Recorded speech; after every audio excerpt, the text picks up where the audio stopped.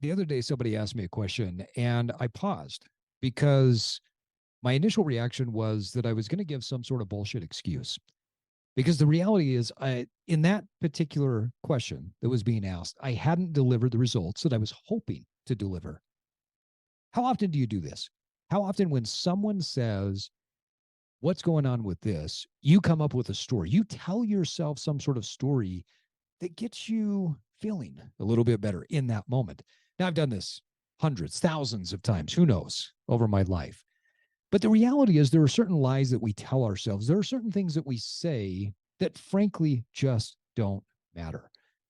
Oh, I can't develop my body. Oh, I'm too old. Oh, I can't do this or that. Whatever it is, we constantly tell ourselves these things and we are just drugging ourselves because we don't want to face the truth.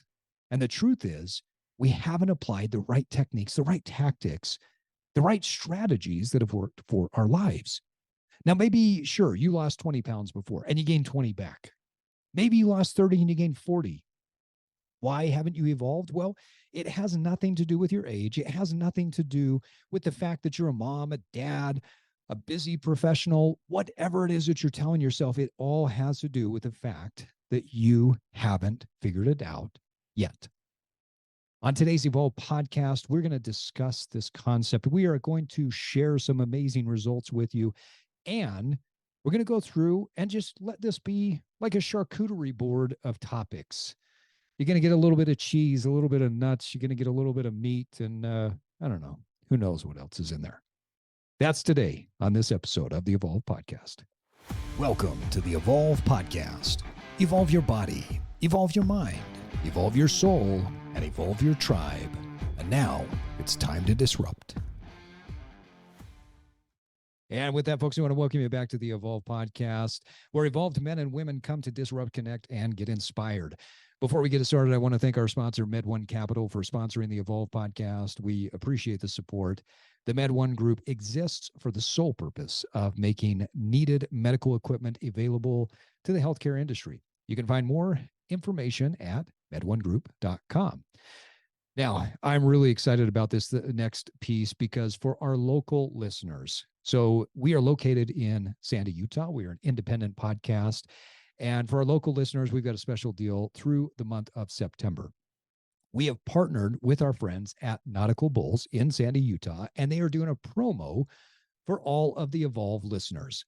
Now, if you go into the Sandy location, which is about 21st South and 21st East and 94th South, I can't even get that out today, in the Smith's parking lot, you'll see Nautical Bulls. And you can use the code EvolveBOGO for a buy one, get one free acai bowl. Now, I don't know if you're like me, but for many, many years, I resisted the idea of getting an acai bowl.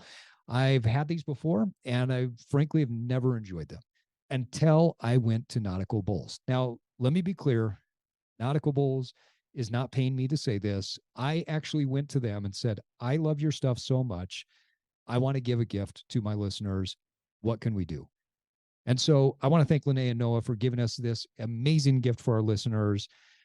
Use the code EvolveBOGO when you go in, and they're going to give you a buy one, get one. It's an amazing gift. And again, thank you, Lene and Noah, for letting us do this.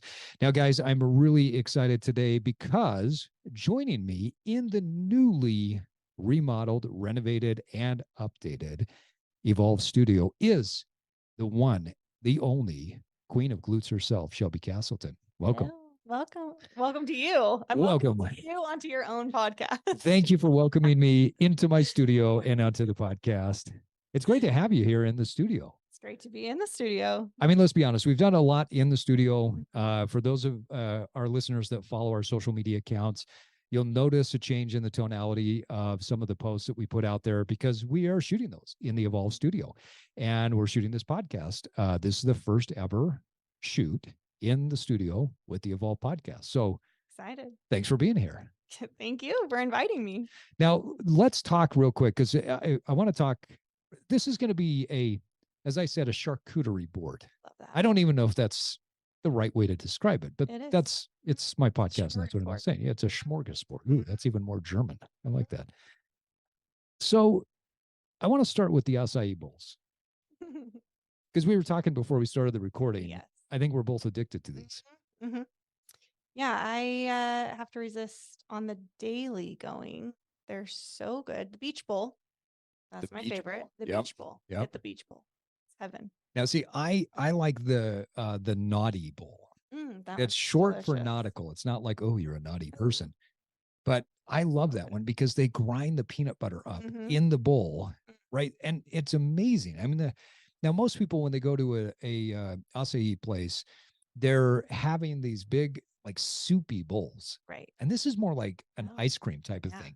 So good. There's no soy. There's no dairy. There's no gluten. Gluten free. These things are amazing, and I don't eat a lot of treats. I just in general, it's not that I don't like them. I love treats.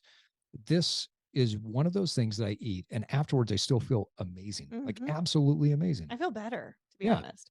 Actually, you need to try, I don't know if your bowl, I don't think it does, but they have these coconut butter crumbles. Oh, yes. I could eat just a bowl of those. Yeah. So I had a bite of my wife's the other day that had those in them. Oh, they're heaven. It's amazing. Absolutely amazing. So we're addicted, and that's actually closer to your house than it is to mine. So you'd have to resist even more. Yeah, right? We should probably go after this. I think we need to. Yeah. But as soon as we're done, we're going to go get some nautical bowls. Yes. Well, for our listeners, again, go use the code EvolveBOGO and pick up a nautical bowl. Now, you said something, Shelby, because today, when we're recording this episode, it's the start of the football season here in Utah. I'm a huge University of Utah fan. My blood bleeds red, as they say, but you grew up rooting for the team down south, as we say here in Utah. And I did. I grew up a BYU fan through and through, and actually attended every BYU possible. So, did you really? Yeah, I did. Like, let's say every BYU college. Yeah. So I started at Idaho. I did one winter there and said, absolutely not. That's a cold place. This is not for me. I'm a California girl, and Idaho. I remember opening my door. It was, I think, like negative something with the wind chill. It was definitely in the negatives. Opened my door, took one step, and just said, not today. No way. And I turned around and I went back to bed because it was so cold. What's it? It's in Idaho. What's the name of it? Rexburg. In Rexburg, right? Yes. So it's about what, halfway up the state? I think. I mean, it's pretty cold. It's very cold. I've never felt anything like it. Everything freezes. So your nose hairs freeze, and then you walk in a building and then it unfreezes, and then your nose is just like running. Your eyelashes freeze, your hair freezes. Frozen snow. It is so cold. The eyelash freezing is something I experienced for the first time on a work trip to Minnesota. Yeah. It was so cold. I walked outside and I had some friends. It was one of my first business trips to Minnesota in the middle of the winter. And I think it was -10, -15. And then with the wind chill and everything, it dropped it down to about -30. And I had some friends say, hey, when you wake up in the morning, you're going to have to go get your car, like break into your car. And then once you break into your car, you're going to have to start it and let it sit there for about 30 to 40 minutes in order for it to defrost. I thought that was crazy. Well, sure enough, I go outside and here are a bunch of business travelers like myself in their pajamas and walking out to the car, and you've got to hack away with the business card or whatever you can to get in. I'm being triggered right now. This is triggering me. Yeah, I apologize. Take a deep breath. Yes. Calm yourself. So then I get in the car, I turn it on, and everybody does the same thing. You turn it on, you go back in, you shower, you get ready for the day. You just leave your car on because that's the only thing that you can do to actually have everything melt before you go and do your thing. Somebody asked me one day, they're like, well, would somebody come and steal your car? I'm like, for what? Like, and where would they go? Yeah. By the time you get out there, the car is just barely warmed up for you to go anywhere. And who's just driving around to go steal another car? I said, you don't understand. Until you're there and you feel that type of cold, it's just crazy. Yeah. All right. So you were in, was it BYU Idaho at the time? Yeah, it's BYU Idaho. Yeah. So when I got a scholarship there. I turned it down. I didn't go there, but at the time it was called Rick's College. Yeah, Rick's. It was still the same thing. My siblings all went to Rick's. Okay. And then it was, so I actually got a free ride for music there. So. Oh, I didn't know that. What did you do? So I play the upright bass in the jazz band. Oh, right on. Yeah, that's what I did. So, but I did one winter and I said, this is not for me. So then I transferred to Hawaii and BYU, lived Hawaii. my best life. I failed all of school, but Hey, it was the best year of my life. So if you fail in school, but you're living in Hawaii, I'm yeah. pretty sure that's okay. Okay, well, it was go to the beach and watch the boys surf and competitions or go to class. Right. It wasn't easy. Yeah, that's a tough And decision. I didn't tell my parents, but I changed my major to Hawaiian studies so I could take like hula and I could take all the really fun classes. So you could go study the Hawaiian boys. Exactly. Good. And Yeah. literally all you can do with that major is teach Hawaiian studies at BYU Hawaii. So Oh, good. yeah, my parents were not thrilled when I told them that I did that. So you've That's fine. shifted careers. You're not going towards Yeah, Hawaiian studies to teach at BYU Hawaii. unfortunately. Yeah. Now you're in a Yes. different Different realm. path. Now Different you had a dream back in the day because you had a doll, right? I did. So Yes. tell our listeners about this amazing dream doll that Yes. you had. So we would go around to BYU football games and can't remember where I got her, but she was a BYU cheerleader Barbie. And that Wow. was my dream was to be a Cougar cheerleader someday. I And didn't even know that yeah, existed. I yes, had no idea that there yes. was a BYU Oh yeah.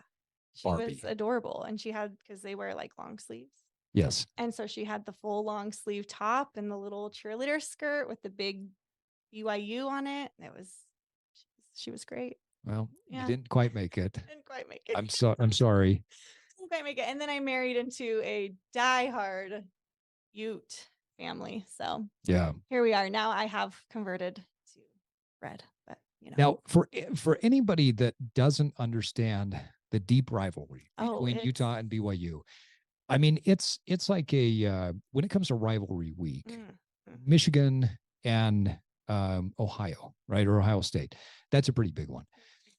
As far as passion and almost hatred of the different teams, that Utah BYU is one of the top rivalries out there. Yeah. I remember as a kid, I realized that one of my friends in elementary school was a BYU fan, and I was so offended. I was so upset, and I looked at him. I said, Keith, I don't even know if I can be your friend anymore.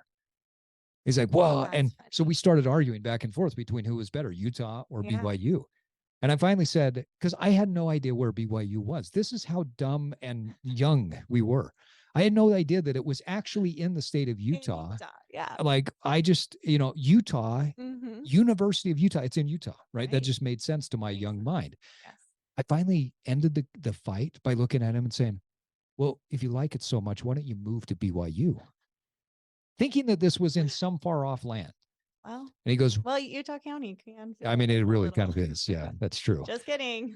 And he looked at me and goes, well, I've been talking to my dad about that. We might. And then I kind of felt bad. I thought, oh, well. Oh. And then the next day we were playing basketball together on That's the, true.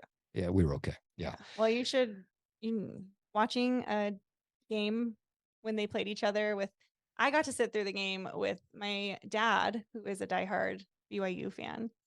So he still is. Oh yeah, still is to this day. Does your dad and your husband, do they talk to each other? It got a little rough at times, but we survived. Okay. And yeah, it's more of a joke. Now we can laugh about it, but it was a little rocky there for a minute. But no, I laugh at BYU all the time, so it's okay. Oh yeah. We can. They teased each other the whole game, so it was good. That's great.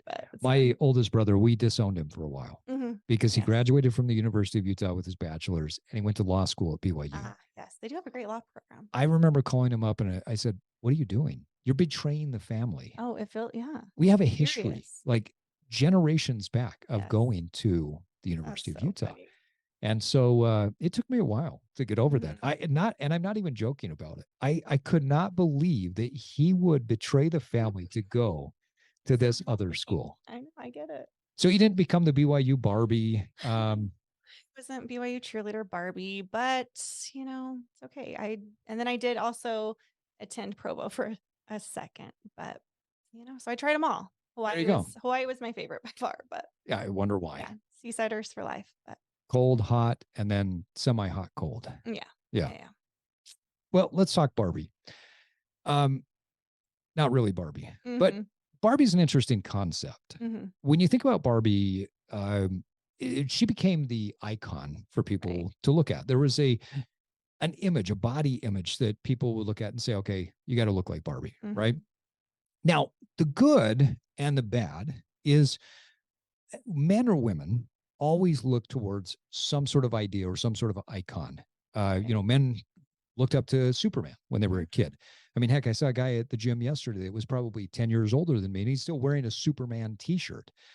Maybe a little bit off putting, but Teach their own. still, you look up to icons and idols when you're younger, and Barbie, for a lot of women, Mhm. became the ideal shape, look that women go after. Now, I have no problem with aspiration. I have no Mhm. problem with goals. I have no problem with looking at something and saying, hey, I want to achieve that.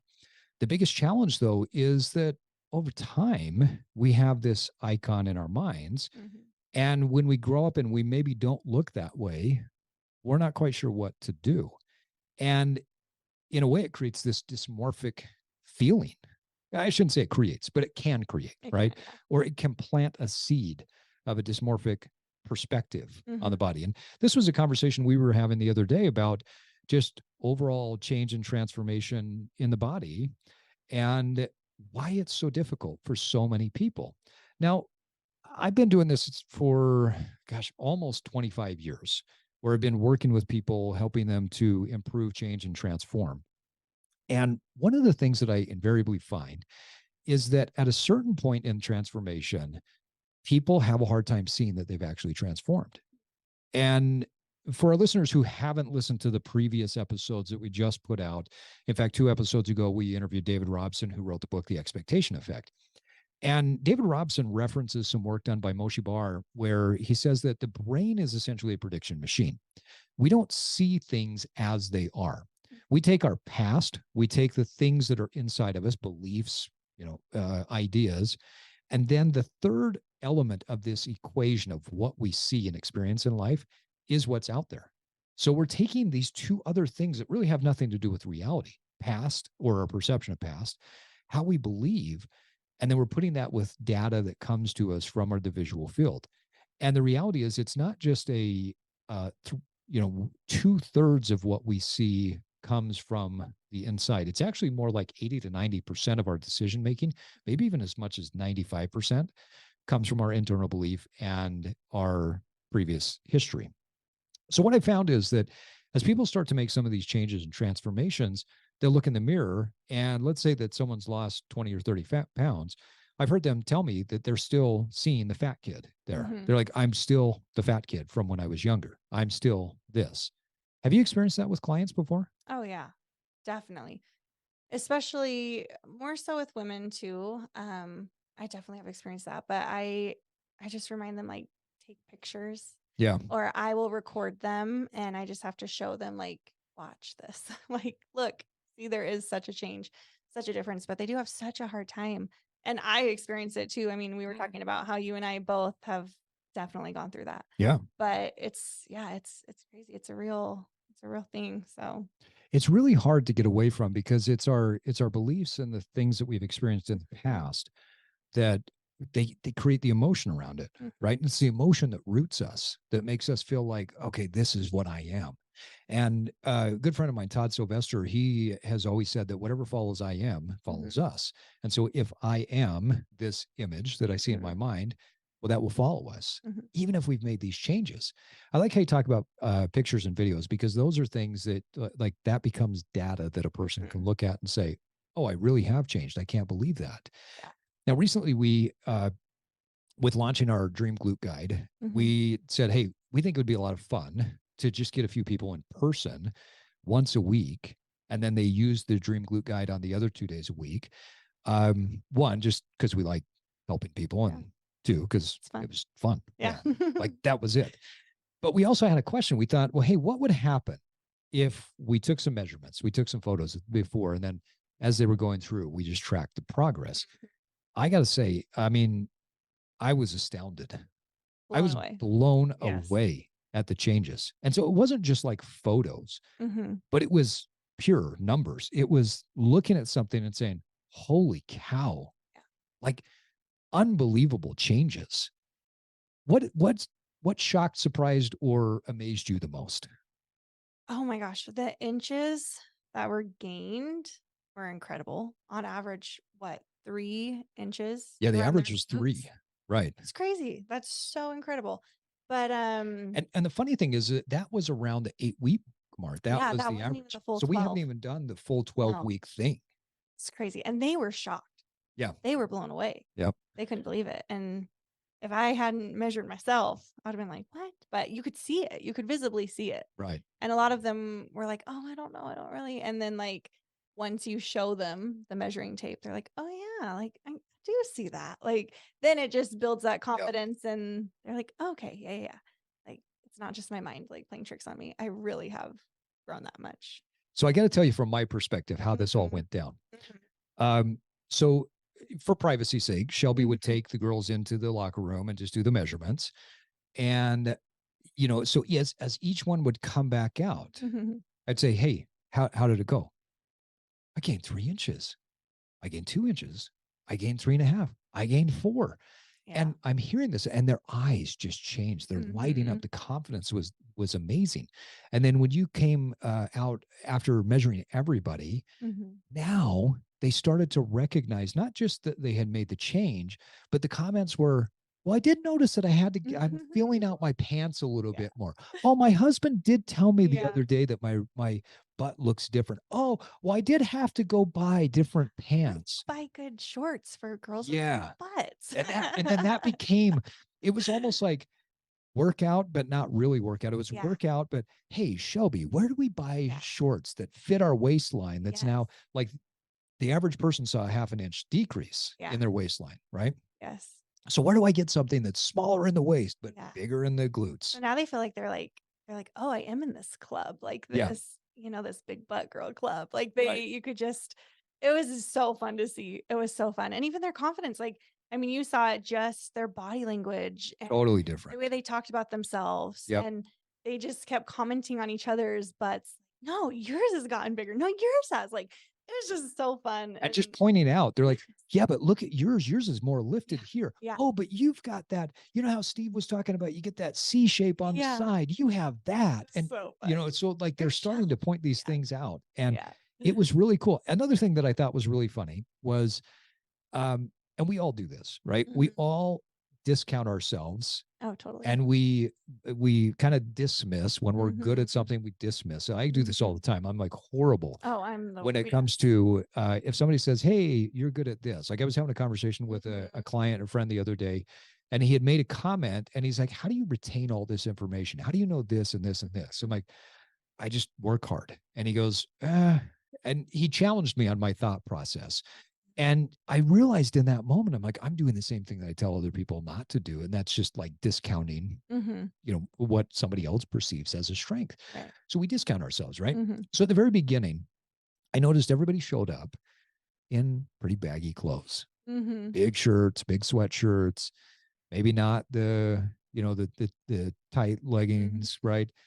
And then about 4, 5, 6 weeks in, the wardrobe changed. Mhm. What did you see?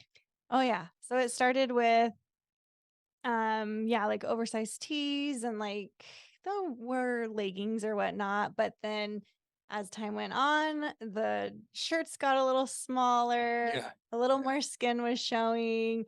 And then I started getting, so where do you buy those booty shorts? Right. And Okay. then about week 8, how many girls showed up in like the cinched like How booty many shorts? didn't? Right. I don't think anybody was not there. Yeah. And everyone looked so good and they were just rocking it. And the confidence was so fun to see. Like, because I mean, we saw it before, like they're amazing and they were strong before and they Right. were beautiful before, Yep. but just like the confidence and them seeing it, that's what just was so great for me, was for them to see how amazing they are and Yeah. how strong they are. And half the time, I mean, I'm sure we'll get into it, but with like the strength aspect, Hmm. none of them believed that they could push No, nobody. what they could. Nobody believed it. They're like, "I can't do that." Right. And it's like, "Yeah, you can." Well, and the cool thing is, everybody knows your legendary lifts and that Mhm. you're, almost up there to like 500 pounds Mhm. on the hip thrust. Everybody there knew that. That was, Mhm. they came because they know what you're doing. Mhm. They've seen your change and transformation, which is phenomenal. And they said, oh, but I could never be like Shelby. I Right. can never lift heavy weights. And so they were, again, discounting Right. themselves. About 8 weeks in, I think, as you Mhm. said, people started to dress different. The confidence was there. Yeah. They just walked different. Yeah. They felt better about themselves. Feel like badasses. And I want to pause for just a second because we've done something in our society, and especially in America. I don't know about other places, Mhm. but we've done something in America where we've gotten, we've created this enemy to a certain degree. We've created enmity. We've created almost uh, an alternative morality when it comes to aesthetics. Mhm. Now, if you look at great societies in the past, every society that thrived focused on the aesthetic nature of what they were building. Buildings were beautiful. Go to Europe, travel around through some of these countries that had put pride into their churches, their cathedrals. I mean, hell, you can go. I is Chicago. You go to Chicago and you look at some of the places in Chicago. When Chicago was rebuilt after the fire, the architecture was stunning. The waterworks buildings, the places where nothing really goes on there. You're not going there for a concert. You just walk, it's like, oh, that's the water plant. But it looks better than any building, right? So we are also wired for beauty. I mean, when's the last time that you ever heard somebody say, oh, I'm really excited. I'm going to go to the subway and the sewers of New York because it really looks ugly. And Yeah. nobody does. You go to Yeah. a beach, you go to a mountain, right? Right. And so we're wired towards beauty. But yet, in our society, we have told people that if you value beauty and aesthetics, if you go after that, that somehow you're vain. I fundamentally disagree. And I would love to debate anybody. I've actually thrown this out there multiple times. Come and debate your moral judgment with me. And I guarantee I will convince you otherwise. I've never had anybody take me up on that. So I'm going to throw it out there again. If anybody wants to debate the morality of going after visual beauty, I will show you time and time again societies throughout the world that valued that. Now, vainness, okay, so let's go there for a second. Vain means that we are so in love with ourselves that we just don't do anything else, right? We make all of our decisions based off of vanity and, oh, look at me. None of these women, as they changed their shape, their strength, and the way that they were showing up, became a vain person, right? Right. They were the same amazing human beings. Mhm. The only difference is now they have confidence Yeah. in the way that they look. So I just want to get that out on the table. As an artist, I have never tried to paint, craft, or create anything that was ugly. But for some reason, we in our society that we're creating this idea that if you go after beauty and aesthetics, that Right. something's wrong. It's bullshit. Yeah. Absolute bullshit. I don't Right. agree with it at all. Let's go to the strength piece and some of the Mhm. other data, right? So we know that there were changes, physical changes, there were confidence changes, Right. and there were measurement changes. But I think where we saw the high fives, the jumping up and down, Yes. the crazy, like hyped up text messages on the text stream was hitting high points. Mhm. And we didn't even say it, but there was a thing that started, which became the 300 Club. Mhm. Now, for a lot of people, when we started the program, they were hip thrusting at about anywhere between 95 to 135. Now, I think some were maybe 155 to 175, but most people were averaging around 135 pounds in hip thrust. There became a thing, and that thing was I need to hit the 300 club. Yes. What did you see? Oh, yeah, it was really fun. And that was really all them because I didn't want to put any pressure on them to have to hit a Right. certain amount, or I didn't want them to No feel like, given goals. no, Yeah. not at all. Or even for them to feel like it's hard because with me hip thrusting so much, I hate when they would do this or when anyone does this when, you know, they'll tell me they're so excited about their high point and they're like, "Oh, well, it's not 500." And I'm like, Right. "Can Right. I'm so stoked for you. Doesn't matter. It doesn't matter. Yeah. That's incredible for you. And I'm so Yeah. happy. I was there one time. Right. I was hip thrusting 95 pounds and I was stoked when I hit that. Yeah. When I got over 100, I was stoked. Right. And it's taken me years. So, don't discredit yourself because that's amazing. You're just starting out. And so, um, yeah, it was just so fun. Like, so I didn't want to put any pressure on them to hit a certain number. Mm-hmm. That was just, once they started and they started getting so much stronger, then they just started pushing themselves and each other. And they would push each other and be like, no, no, no, no, no. Let's throw 25 more on. Yeah. Or they would be like, I know you can get one more rep. Yep. Like, come Yep. on, And so it was just so fun to see them really help each other out and get so excited for each other. And yeah, I loved it. Well, I think it's rewarding when you're coaching somebody, when you're helping them through something, Mhm. when they start to mirror back your words. Yeah. And that was the thing that I loved the most is they would look at somebody else that was hip thrusting or whatever, and they would say, "Oh, but remember what Shelby said. Oh, but remember Steve said that. Oh, but Mhm. remember, yes, you can do more. You have more in you." Yeah. And they would start to coach each other, and it Yeah. just created It this was awesome. tribal mentality Mhm. that was so amazing to see. So Yeah. not only were they getting great results, but they created this great bond Mhm. along the way. And I think that's one of the great things that physical movement exercise can do for Mhm. people. In fact, my recommendation, if somebody said, Steve, what would you recommend? Okay. How should I, if I were to get the Dream Glute Guide, how should I do it? And the first thing I would tell you is find 5 people that you do it with. Yeah. Like buy the program and all go do it together. Mhm. Go do it so you can all track your progress, but get 5 people that you are doing it with. Because when you do that, what happens is now you have people that you are challenging yourself with. Right. And there is nothing better than the energy of a group, the energy of a crowd. We started off talking about Utah and BYU and football. I love watching the games, Mhm. but there's a massive difference between watching the game in my room with big TV and being at a stadium. Oh yeah. The The energy energy. is insane. It's Yeah. unbelievable, right? I mean, even to the point where like you can get caught up in that energy and do stupid things. I've known Yeah. people that have gotten arrested from getting in fights. And I'm like, Oh dude, yeah. that was not You can you. you can But feel the energy. yeah, You feel it. you do, you feel it on your skin. Yes. Yeah. So fun. There's that same feeling when you get a group of people doing something Mhm. together because there's that energy that just boosts up. In fact, I remember one night everybody came in and they were pretty low energy. I Oh don't know what it yeah. was. Maybe Yeah. the moon was off or I what remember that what was night. going on. And what was cool is that the group energy then changed as we Mhm. challenged them a little bit. And we said, okay, this is not really like there's not this high energy thing. Yeah. Let's go heavy. And little by little, everybody's pushing just a little bit. Mhm. Oh, I don't have a lot of energy. You don't need a lot of energy to go heavy. Right. In fact, I think it was Megan, right, Mhm. that had a cold Yeah. one night, had been battling with this, summer cold, summer flu. And she came in, she's like, oh, I was so close to 400, but I haven't been feeling well. I'm like, awesome. That's a great time to go heavy. Mhm. You don't need a ton of energy. You just, because you got the strength to do it. It's like, really? I don't know. So Yeah. just prove me right, prove me wrong. Just give it a shot. So she got under the bar at 405, Mhm. first time ever. And she hit the 400 club Yeah. and did it with a head cold. Yeah.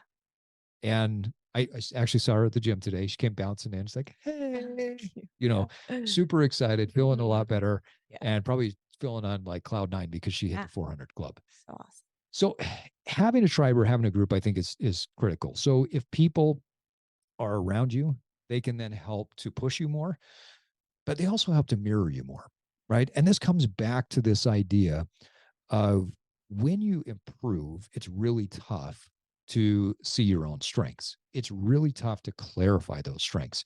Now, I learned something years ago. For our listeners who don't know this, I, love visual art. So I draw, I paint, I sculpt. I do a wide variety of visual arts.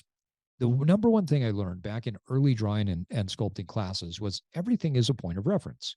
And so when you see somebody and they take their thumb out or they take a pencil and they're measuring and they're like, okay, what's the relationship to this and that? They do that for a reason because when we see things in the visual field, we're always going off of frame of reference.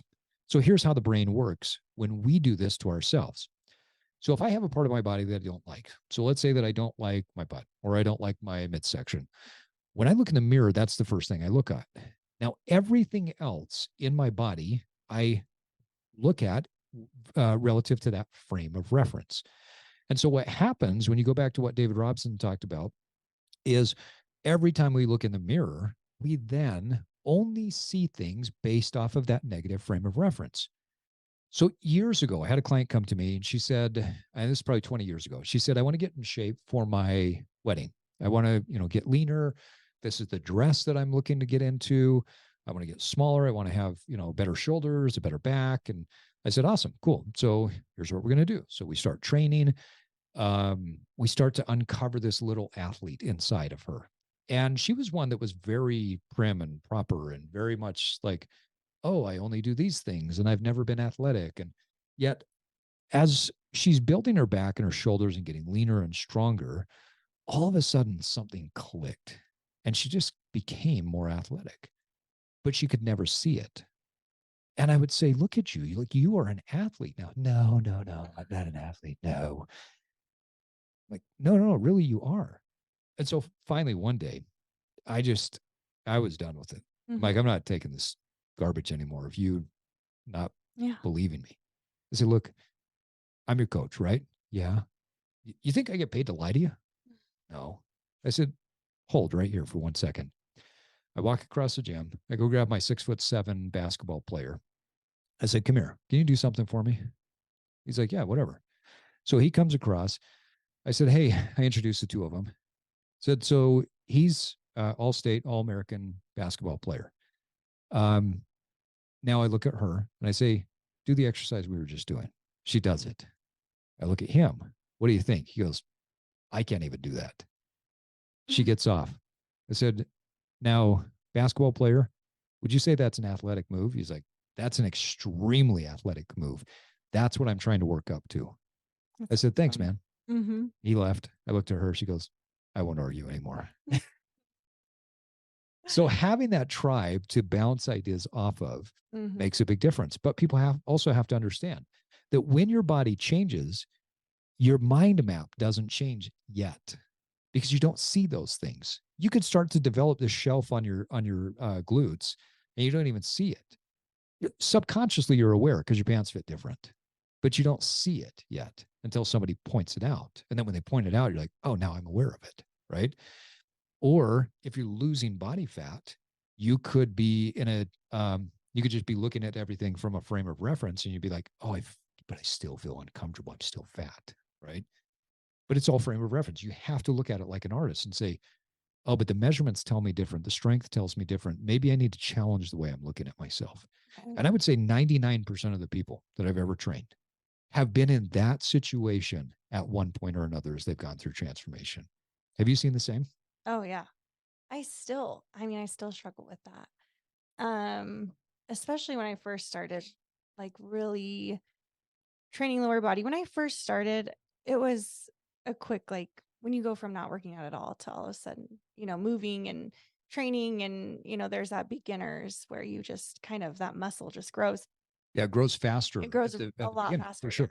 Yeah. Yep. So you really see in the first couple months, you see a big change and then it slows down. Right. So that I did see that, but then it's at those times when, you're just putting in the work and it takes time. It's, you got to be patient. And so there were plenty of times, even now, where I'm like, oh, am I growing? Am I stagnant? What's happening? Like, is it like, even the other day, I'm like, Steve, I think it's time to cut. Then I'm like, no, I don't want to. I want to keep growing. Wait, no, but I need to cut. Like, I just was like having this argument and you're just looking at me and I'm standing in front of you arguing with myself and you're all this existential crisis. Yeah. You're all, yeah. hey, well, whatever you want to do, I'll help. Yeah. Well, thanks. That helps. And walked away. Like, it was so funny. But yeah, we all deal with that. And especially like now, sometimes it's, especially now, because like I'm known as the queen of glutes. Right. So it's like there's that added pressure of like, I feel like I always need to have like the queen of glutes, like very large, like noticeable glutes. And that's not, I worked for those. Like, I built my glutes. Right. So, building those can also, they change, like they're not always going to be Always. there. It's always changing. Your body Your always body is fluctuates. always changing, and Yeah. you're not always going to be in this season, especially like women who want to be cut 24/7. Yeah. That's not Not healthy. That's not realistic. Like right. there's seasons and that's Yep. okay.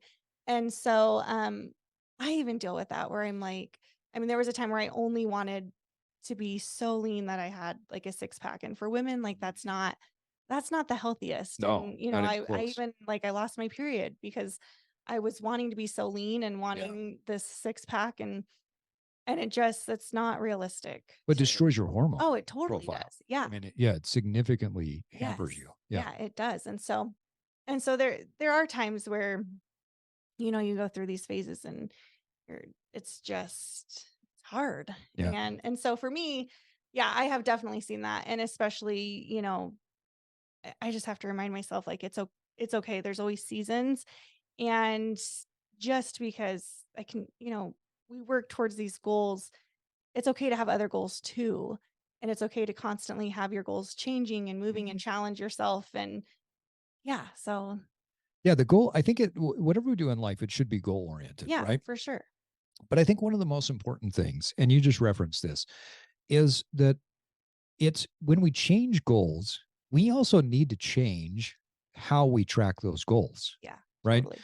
I can't tell you how many people just go off of the amount of gravitational pull that they have. Yes. Oh my gosh, my weight changed. That Well, little box that yeah. just, Okay, take a laxative and go take a poop and you're going to yeah, feel better. yeah. You're going to lose weight, but that's not what you're after, right? Right. So if you break it down, and this is an important thing for people to understand, body weight is just the Mhm, amount of weight that gravity is pulling on you, right? mhm. There's no moral value to it, Right. right? Nothing. You're not a good person or a bad person if you're Right. heavier or lighter. Um, you then peel it back and say, well, what do most people want? Well, most people want to look leaner. They want to be Mhm. stronger. They want to have more shape to it. Okay, so then we're breaking it down to two different components. Your lean mass, which for by and large, we're just talking about muscle, right? Right. You have other lean tissue in your body, your bone, your organs, your ligaments. We're not trying to build ligaments that are, bulky, right? Mhm. So it's muscle. So it's muscle and then fat. Well, when you think about that's another layer of measurement. Okay, can I measure what my body composition is? Am I increasing in my muscle? Am I decreasing in my body fat? Again, that's another tool. It's another layer of measurement. It's not the only thing. Oftentimes, we get stronger before we actually see change in muscle, right? Biologically, that's the way it works. We get stronger typically because we're increasing the neural drive to the muscle. And you're not necessarily going to increase the size of the muscle at first. Now, over time, you can increase the size of the muscle, but the muscle just gets stronger because of your increased neurological activity. So, even when you're breaking it down to body comp, you can't just break it down to body comp. You have to say, okay, well, now I got to go a layer deeper. What else do I track? Well, track your strength, track the lifts that you're doing, rotate through the different lifts that you're doing and say, okay, what are my high points? And a high point doesn't mean that I have to max out every single time, but it's what can you do for the rep ranges that you're going after? So if you're trying to get a hip thrust and you typically are working in a 6 to 12 repetition range, well, what can you do for 6 reps? What's your high point on your 6 reps, right? So tracking the weight, tracking the reps, and tracking your strength overall, I think is an important thing. Do you agree? Oh, totally. Yeah. That's a huge part of it too, because especially, I mean, depending on your goals, if it's a certain way you want to look or whatever, that's going to change. But really being able to follow your lifts, like you said, the scale is going to go up and down. That's normal, completely normal. There's so many factors. Yeah. But I think really measuring your strength, that's where you're going to see like, okay, am I going in the direction that I want to go? Or do I need to shift some things? Am I not eating enough? Or because I noticed when, you know, if I'm in a cut, I still should have that strength. Yep. Yep. I should not be going down in strength. Right. If you're So doing the cut the right if you're way. doing the cut the right way. Right. But there's been times earlier when I was, just trying to figure it out, and my strength, oh my gosh, I would get through 2 exercises and be like, I can't do this. Yeah. And I knew at that point, like, I'm not getting enough. I don't have enough energy. Yeah. Like, I'm not eating enough Not food. enough I'm calories. not There's enough not food. calories. Yeah. And so, I think that's a huge, really beneficial to look at to track, make sure you're tracking your lifts. It's huge. And it can be such a great tool to help you figure out where you're at as far as what your goals are and the progress that you're making. Yeah. Track it and then also like be proud of it for Yeah. heaven's sakes. Like Oh, yeah. take a pause and just look at it. Right. You know, most people believe that you get worse with age, that at a certain point, whatever the magic number is, 40, 45, 50, that you go downhill. And that's just not the case. No. At 47 years old, I'm stronger and leaner than I've Right. ever been. And that's not to say that I was just some guy who was not active before. You know, I've done a lot of fun and cool stuff in my life. Yeah. Everything from climbing mountains to, you know, I mean, you name it. I've been out there doing it. I learned how to snowboard when I was 30 years old. I'd never snowboarded before, Yeah. but I had a friend of mine who challenged me. He's like, hey, just come up to the resort. I'm here. I'll teach you. And so I committed and I said, I'm going to get 50 days on the resort on the mountain and I am not going to go back to my skis. I'm just going to learn how to snowboard. And I did. And I learned how to snowboard and I've never gone back. I did that at 30 years old, right? Or in my mid 30s. Yeah. And you can get better with age. That's the reality. I think I've told this story before on the podcast, but I'm going to tell it again because I think it's so powerful. So a few years back, I was sitting on a bike next to a friend of mine. And at the time, he was in his early 80s. And I had injured my knee by doing something stupid. He was rehabbing an issue with a hip, and he had just had surgery to remove some cancer. And this is a guy that for his whole life has been active, right? He's 80 plus years old. And I looked at him, I said, how do you feel being on the bike? He's like, with his gruff, gravelly voice, I hate it. Doctors tell me I need to be here for 6 more weeks. I may give him 1. And then he leans over, he goes, want to see something? Pulls his phone out and shows me a video. Here are people snowboarding, just bombing down this mountain in the middle of Patagonia in Argentina. You had to get helicopter to the top, and then you're bombing down. He goes, you see who the first one is? That's me. Oh my God. Then he points to the next guy. You see who the next guy is? That's Laird Hamilton. And for our listeners who don't know who Laird Hamilton is, probably one of the top big wave surfers in the world ever, right? Married to Gabby Reese, like one of the most fit guys in the world. And then he looks at me and he goes, everybody else behind us, 20 and 30 years old. So awesome. 80-year-old guy bombing down the mountain. And I asked him, I said, how do you do it? He goes, I work out every day and I never stop. Like, thus you're on the bike right now. Yeah. We don't have to go backwards because of some age, because of a life event, right? You've had 2 kids. Those are massive life events. Earlier on our Instagram today, we highlighted a former guest who's actually going to be coming back on as a guest, Nicole Johnson, who just achieved a top 10 placing in the Masters Olympia. Nicole's had, I don't even know what it is, like 5 or 7 kids. And one of them, if you look at the picture of when she had her twins, I can't even imagine carrying twins. Oh yeah. Like the way that the belly stuck out, I was like, wow. Then you see her on stage at the age that she's at with all of those kids, life event and age and wisdom. It's unbelievable. Yeah. So anybody can do anything, right? As we continue to push forward and we track our progress, we watch the weight, we watch the body fat, we watch the lean muscle, we watch the strength. What else do you tell people to track? Oh, I think, did we mention like measurements? Did we throw measurements in pictures, measurements? Well, we talked about pictures and measurements, but let's talk more about it. Yeah. Why is that so important, and how do you recommend people do it? I just recommend, I tell my clients, because sometimes they can get a little obsessive about it. So just, same time in the morning on the same day of the week, just measure. And, I teach them, I always make sure I teach them. And we have, I usually send them like visual or a video of me just showing them Yeah. the placements, how to measure from your knee, like where at up. And so they just do it once a week and they send it to me. And, it's a great way to see where you're heading as far as progress, especially with like, because I'm a macro coach as well. And so measurements are a huge way because, like we said, the scale isn't always reliable. It Right. depends how hydrated you are, if you had a big meal the night before, Yep. like if you need to go to the bathroom, all of that kind of stuff. But measurements are a great tool. Um, so I use measurements a lot, and then they can really, even if with pictures, sometimes they still can't see it. Yeah. Like I can see it and they'll be like, I don't know what you're talking about. I'm like, what? You can't see that? Like, Yeah, I remember that happened with one of yeah. the, I Yes. think it was Megan, right? Yes. One of the Megans that had shot you over a picture. You shot it to me. You said, "Look at this." I'm like, Yes. "Wow." And she was like, oh, it's not great. I'm like, what?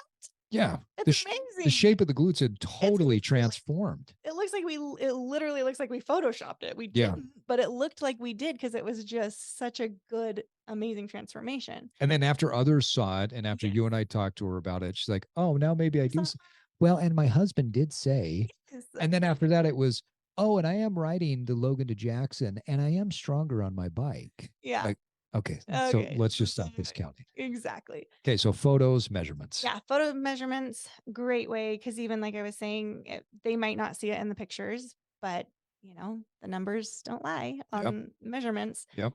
So that's a great tool, and so I really I like that a lot. And then just going by how they're feeling, how their body, because your body's going to tell you, your body's going to let you know. Our bodies are so incredibly smart, and our bodies want to be working at its prime. Yeah. So we just go off of how are you sleeping? Are you waking up throughout the night? Okay, we need to up your calories. You're not sleeping well. There's so many different ways that your body will let whether you're on the right track or not, or whether you need more fuel, you need more calories, that kind of thing. So, listening to your body. And I think that also helps. People are so fast paced and so busy Yeah. that it's easy to not be in tune with your own body, and you're so used to just feeling like crap all the time, Yeah. and you're so busy and lack of sleep. So I think it's a great tool to be like, okay, we're going to focus on trying, because it's not always realistic for everyone, but trying to get 8 hours of sleep. Let's do that first. Right. Let's get some Right. sleep. It's kind of like, the pyramid that you talk about as far as like That's your lifestyle. It's your yeah, base. it's the Right. base. Like even with one of the Megans, when she was just like, I cannot lose body fat. Like I'm in a deficit. I'm doing all of these things. And you just get your little pen and paper and draw that triangle. Yeah. You're like, right, how much are you sleeping? She's all, Yeah. well, I work all night long. I go until like 2 or Yeah. 3 in the morning. I was like, holy shit. Yes. And Yeah. we're like, okay, well, maybe let's start there. Yeah, because your hormone profile Oh, is off. You Right. when you and for our listeners who maybe are finding this for the first time, if you haven't heard this before, you don't know this. When you don't sleep well, there are two main hormones that you are playing Russian roulette with: leptin and ghrelin. These are your hunger and satiety hormones. When these two hormones get off, you feel less satisfied with food and you feel more hungry. So lack of sleep doesn't make you gain or lose weight, Right. but lack of sleep causes leptin and ghrelin to be off, which will cause you to eat more, not realize you're eating more, not feel satisfied, have poor energy, and then it just becomes that cascade effect. Yeah. The other thing too is when any hormone is off, it can cause a cascade effect for everything else. When we talk about testosterone, estrogen, estradiol, all of the different components of healthy, baseline hormones, it starts with sleep. Sleep is the most powerful thing. So getting that sleep in makes all the difference in the world. She started to sleep better, right? Yep. And that's when, she started losing in her waistline. She started growing in her glutes. She was feeling more powerful. Because she's a big cycler, like you were saying. Her riding she became stronger. Like everything just started to change once she made that tweak. And for some, it's not an easy tweak. Like that's a really big thing to work on. Yeah, it's a skill. You have to learn how to get to bed. We're not a society that practices good sleep hygiene. Yes, not at all. So, but yeah, it was so funny once she realized that. and was like, it clicked. Yeah. So, It makes such a big difference, I think, once your lifestyle is there and you've mm-hmm. got these ways of tracking. And one thing you referenced it earlier that I want to make sure that our listeners understand this. There's not one metric that you need Right. to be your all in metric that you Mm-hmm. get so hyped up about, so excited about. I call it the fallen sock theory, right? I joke with my oldest brother because, as the story goes, when he was young and he was walking to school, he'd get halfway down the block and his socks would fall down and he would come home crying. And then, he'd go back and my mom would pull the socks up and then same thing happened Yeah. multiple times. And focusing on that one thing of the socks fell down really inhibited his happiness as a very young child, and I think inhibited him getting to school on time. Mm-hmm. But the fallen sock theory is something that's applied in every aspect of life. People that get fixated on one thing and it has to change, and it has to change in this time, right? The one thing you can never predict is time. How long will it take me? Well, let me give you the best answer. How long will it take you to lose weight? How long will it take you to gain strength? Just throw the time component out. Right. It doesn't matter. Because the one thing I can tell you after almost a quarter of a century of coaching people is when you reach your goal, you feel exactly the same, exuberant, proud, confident. And so if you feel those feelings and more 6 months from now or 9 months from now, it doesn't matter. The only thing that time matters is that when you get to that point, if it took you a little bit more time than what you thought, guess what you feel? More exuberant, more proud, more confident because you had to work a little bit Right. harder, right? Right. Don't focus on the time. Yeah. Time is ridiculous. Mm-hmm. One of the things that we haven't talked about is the average person gained 3 inches. The average person lost half an inch in their waistline. The average person is now hip thrusting over 300 pounds, right? So when they did this, though, losing that half an inch, you didn't put them on a calorie deficit, right? Nope. We actually had them eating in a surplus. Yeah. So that was the coolest thing is a lot of them came in under eating because a lot of them, they're busy. And I think women in general, not just women, but it is more, It's very common. it's very common. Yeah. We're just afraid of carbohydrates. We're afraid of Yep. food. We're afraid of, it's just this mentality that you always have to be in a deficit. Yeah. Eat small, be small is the idea. Yes. Yeah. And so, because I calculated everyone's macros, and when I showed them, I gave them their calories, they were like, oh my gosh, Yeah. that's a lot of food. And it's like, well, we're only 10% above maintenance. So you should be eating at maintenance. And that was like a huge number for them. So I'm like, okay, so we're going to work our way up. They were feeling so much better. Yeah. Energy, vitality. Energy, everything. And even to the point where they're like, I feel like I'm a better mom because I'm not as snappy with my kids. Mm-hmm. I'm more patient. Like they could just see it in every aspect of their life. Like, by the time bedtime came around, they weren't just like, go to bed, leave me alone. Like I'm so tired. Drained of energy. Yes, just drained of emotion. Yeah. Yes. So, yeah, it was really cool. We had them in a surplus and they were eating so much more and just feeling so much better and stronger. And they were actually loving it. Like when I first went into a surplus, the first time I started to build, I was terrified because I had been at one point, this was before I knew a lot, before I became certified and did all of this. I hired someone and I didn't do a ton of research in hiring them. They were just Instagram. Oh yeah. You told me about this. This is shocking and sad. I was a little bit under 1,300 calories. So I was in the 1,200 range. That's crazy. I'm almost 5'8", and so I'm not like 5 foot tall. I'm pretty tall for a woman, and so it was rough. It was really hard. And so like, and not only that, you were at how many grams of fat were you eating? Oh yeah, I was eating like 30. I think around 30 grams of fat, That's so crazy. Which for women, especially for your hormone, you cannot support healthy hormones. No, and that's when I lost my period. That's when I felt horrible. I felt so awful, but I was obviously, I wasn't eating, so I was getting smaller but not I wasn't building muscle. It was a learning lesson. I definitely learned, and that's when Yeah. I was like, Right. maybe I need to figure out for myself and not just trust someone on Instagram, but really do the research. And that's when I kind of started falling in love with macros and all of that. But so yeah, it was really cool to see them though, go into this build being so scared of the calories. And because like I said, I'd been there myself and then just being like, why was I ever afraid of this? This is incredible. Yeah. This is so great. Like I'm eating more and I'm actually shrinking in the places I want to shrink, but building in the places I want to build. Yeah. It's amazing. It's, when you get your nutrition dialed in the right way, Oh yeah. it's almost the opposite of what you think because we've been taught in our society to eat in a diet culture Mm-hmm. concept, constantly be in a diet, constantly be Right. right. So there's this culture around shame around food and fear of food.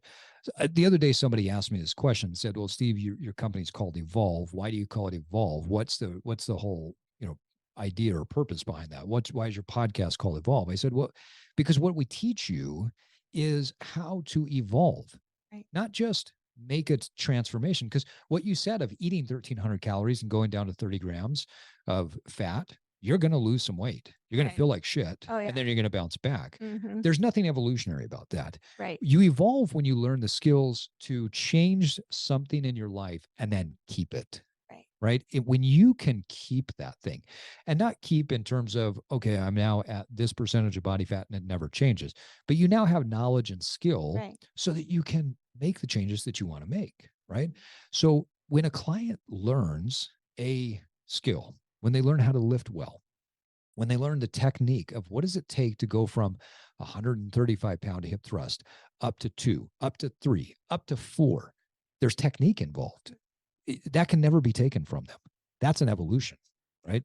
When they now have the experience of eating within certain caloric range and certain macronutrient profile, they now feel better. They Mhm. have that skill.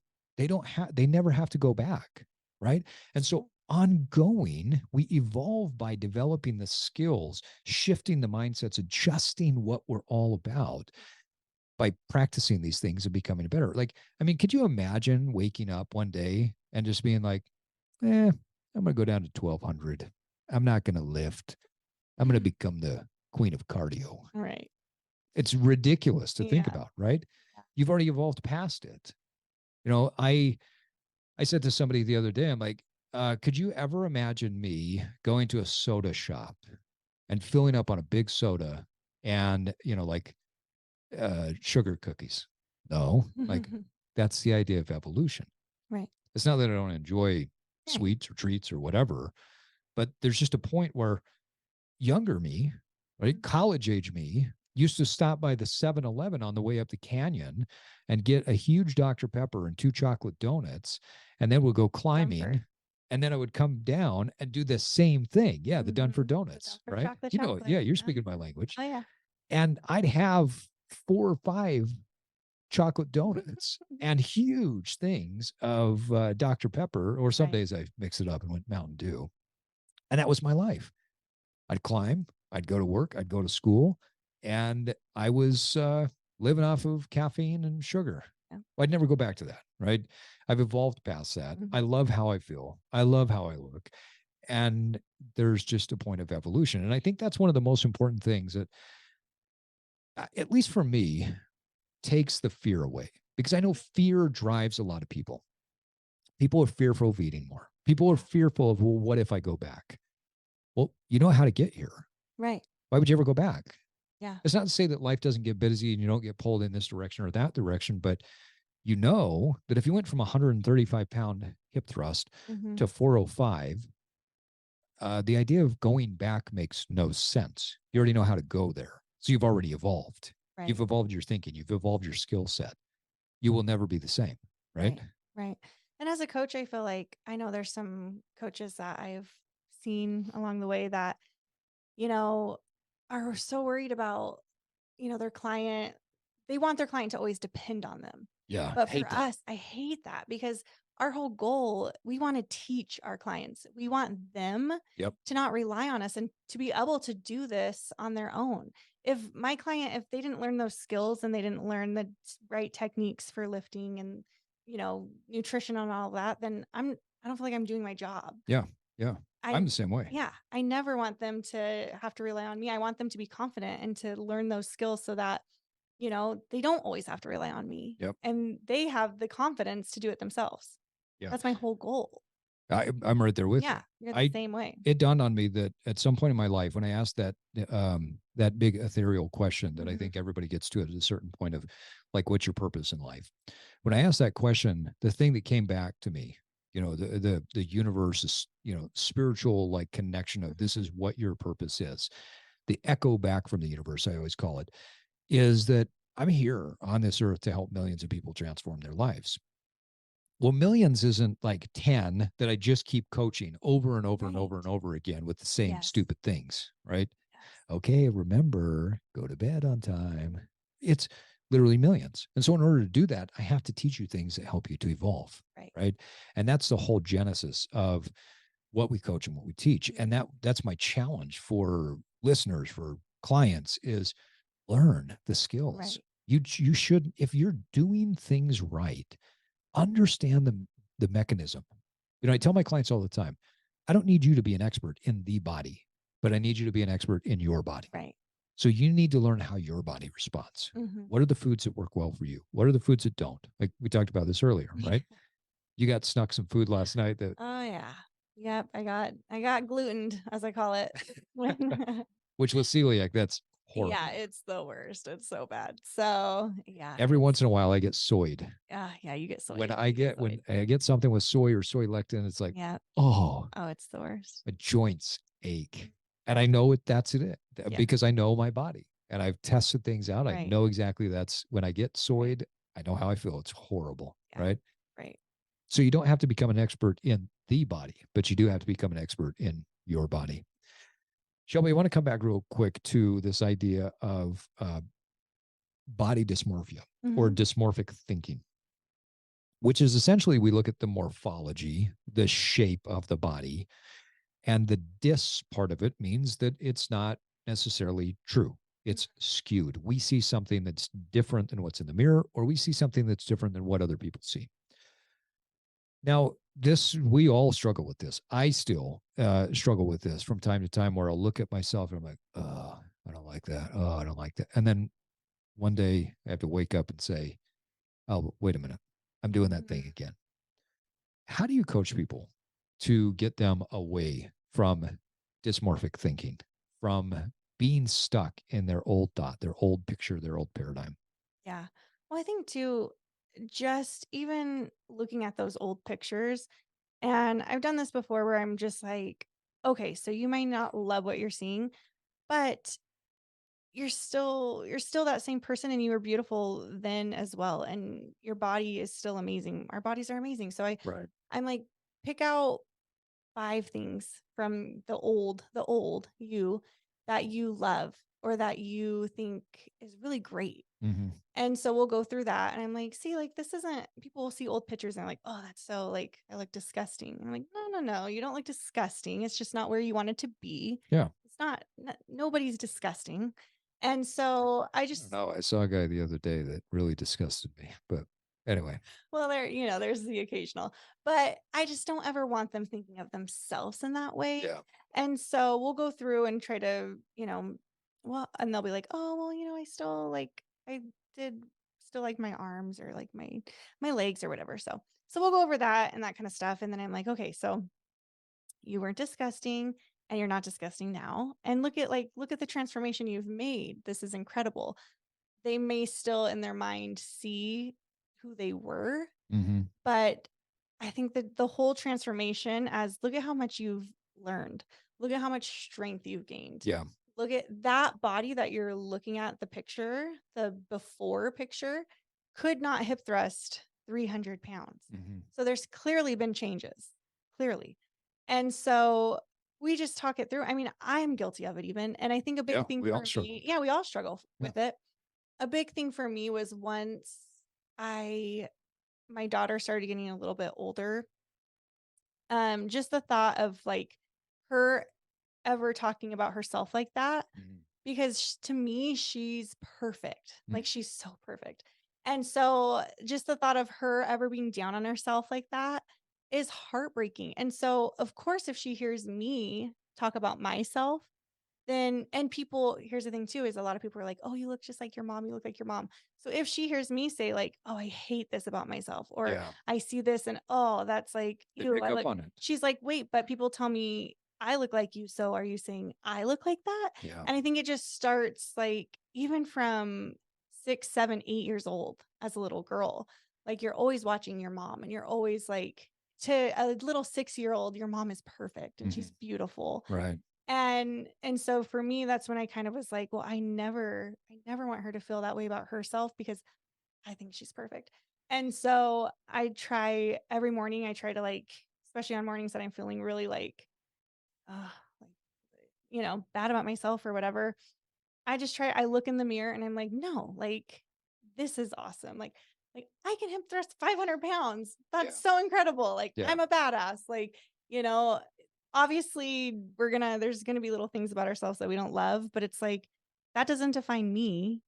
Like that's not me. And honestly, I see those little things, but nobody else does. Yeah. Not That's at the all. thing. Nobody else Right. sees it. And I used to be like, oh, I don't really want to get in the pool. I don't want to wear the swimsuit. I don't want to do this. But nobody cares. Nobody's looking at you being like, oh, Shelby just had a baby and look, she has an extra 40 pounds on her. Like you're in your own head. You're Yeah. the only Nobody one. cares. Nobody cares. Just go have Nobody fun. cares. Get Yeah. in the pool with your kids. Have fun. Like wear the bikini if you want to. And like I always wanted to, and I never felt like confident enough to do that. And finally I'm like, I don't care. Like I think I look great. And then I put it on and I'm like, wow, I look great and I feel great. Like Yeah. it's Yeah. just sometimes you just have to walk yourself through that and really just mentally try to get out of that dark, because you're the only one who's seeing that Mhm. most of the time. Like you're the only one. And if people are saying it, it's because I mean, that's something they need to figure out with their therapist, because that's Right. their issue. That's Right. not your Right. issue. That's theirs. Yeah. So, Yeah. And we all go through that. And I think it's important to have other people around yeah. that can gauge and can say, uh, yeah, probably time to check your head, Mhm. because that's not, Yes. you're not there. Right. So I want to give our listeners a few different tips. So obviously, number one, have other people, have Yes. coaches, have family, have Yes. friends, get feedback from Mhm. them. Number two, track your measurements, but track a lot of different things. Yes. You're never going to see constant and consistent changes in weight. You're never going to Mhm. see constant and consistent changes in strength. Like none of Right. these things are linear. When you track multiple things, then you Mhm. have a lot of Yeah. tools to look at. Take photos. One of the things that I've found over the years that's extremely beneficial is if you have a smartphone, you can set that smartphone up on a tripod, you hit the video, and then you go stand. And when you're sitting there, or when you're standing there with the video going, you can go through different poses. Then Mhm. you can go back through the video, pause it, take your screenshots. Those are your before or your progress pictures, right? And that's a great technique and a great tool. The other thing is do an inventory. Write down, like you said, what are the things that have changed? Like, what are the high points? I love how you said, no, no, no. I'm hip thrusting almost 500 pounds. That's pretty Mhm. cool. What Yeah. what mom can do that, right? So I do the same thing every once in a while. If I'm starting to feel down, I think, oh, okay, well, I'm a 47-year-old dad that keeps abs all year long, and I can do pull-ups with at least 45 pounds Yeah. wrapped around my waist. So there's that. Mhm. And having an inventory of things that you can go back to, having an inventory of things that you can tap into during those times where maybe you're questioning your progress or your Mhm. worth or whatever it is, I think is an extremely important thing. And then the last one is just get body aware. And I know Mhm. that's a big thing, but truly journal, Yeah. write things down, pay attention to how you feel. You know, I'm a big fan. Do you ever watch Ridiculousness on Yes. MTV? Yes. It's my favorite. My kids Bob always make Dyrdek. Yes. fun of Yes. me Yes. Yes. whenever we travel.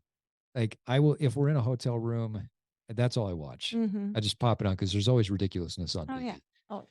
Rob is one of my favorite people. He's incredible. In fact, if I could ever, like, I'm not a celebrity type of guy. I don't really care, but he's a guy I would love to just sit down and talk to because he's so fascinating. Yes. And his podcast, Build with Rob, he talks about how he tracks his life and what that looks like. And every morning he gets up and asks himself a question of how do I feel about work life and happiness? And then he gives himself a rating or a grade.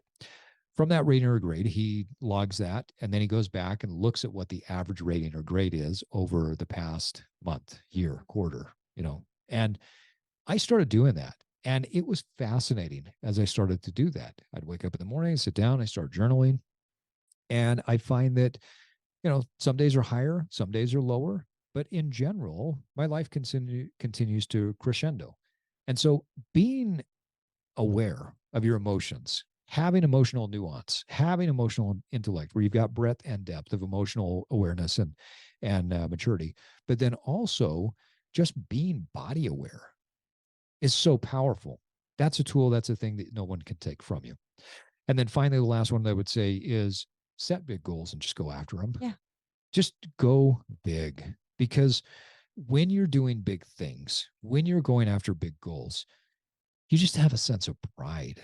The effort itself makes you feel better, even if you can't hip thrust 300 pounds right now, but that's your goal. Going after it will make you better, and it will make you feel better because you're going after something that's bigger than yourself. And I've always said, you got to have at least one goal in life that's larger than what you can currently imagine. Right. You and I sat down one day, and as we were talking about this dream glute guide, and, we're crafting this thing, and hey, it'd be fun to do this. Let's get it out there. And we said, "Go, you know what? What if we could sell 10,000 of these? What would that look like to have 10,000 people transform their lives?" And so that became the big goal. Right. And at the time we'd sold 0 because it was just created. Yeah. And then we sold a couple to family members, and then a couple more, and then a couple more. And every day as we're texting back and forth, like, hey, we got this number. Hey, we got that number. Hey, we got these number of people. Hey, have you seen this? It's so cool. But the 10,000 is so far out there that it almost seems unachievable. And that's what's so great about it. Right. Right. So our listeners should take a cue from that when you set a goal that's larger than what you can imagine, what happens is now your body kicks in, your brain kicks in to solve that bigger problem. And you'll find solutions that are bigger than who you currently are. Right. Yeah. Well, I think we've had a fun conversation today, and it's been cool to celebrate some of the amazing things we've seen, primarily from this hybrid group that we worked with, a little bit in person and a little bit online. And we're seeing amazing results continue to come in with the Dream Glute Guide and people that are using it. I want to challenge our listeners, if they're listening to this, if you are a woman listening to this, if anything resonated with you, hold on to that one thing. And for the first 2 weeks of September, we decided we're not trying to make money off of this. We just want to help a lot of people. So we literally dropped the price. We talked, I ran the numbers, and I said, here's what our absolute cost is to host people on our platform, to pay for the processing fees of the credit card and whatever. So we're literally giving it to people at our cost. And that is our gift to the world that we want to do, because we want to get 10,000 people on this. Yes. And we feel like that if we've got 10,000 people that can transform their lives for better by improving their confidence, developing their glutes, then that's the payday, right? Yeah. And so for the first 2 weeks of September, we've thrown it out there, 90% discount, literally at our cost. If you jump on and you get the Dream Glute Guide, you can download the app. You'll be able to track your workouts in the app, track your progress, all the things we talked about, the weight, the measurements, the photos, all that can be tracked in the app. One place for you to go to watch your progress. And you get access to you and to me for questions. If anything comes up, if you have challenges, how do I modify? We're there for you. So that's our gift to our listeners. We want to see so many people joining us on this journey because we love seeing the confidence. Like, I got to say, I was doing my hip thrust this morning, and I was putting on some extra weight to test what I could do today. And I thought, oh, that was so inspiring to watch and to continue to hear stories of people who are hitting these new high points, that I threw on an extra 10 on each side Yeah. and went above what I've ever done before. Awesome. Because of the inspiration that I felt from the people that have been doing this guide. So it's just this amazing reciprocation of energy. We want that out there at a very high level. Shelby, did we miss anything? No, I think we got it all. I mean, yeah, it was so fun to see them. And like you said, we loved it so much. We just want to give that knowledge and that confidence to everyone. So, Yeah.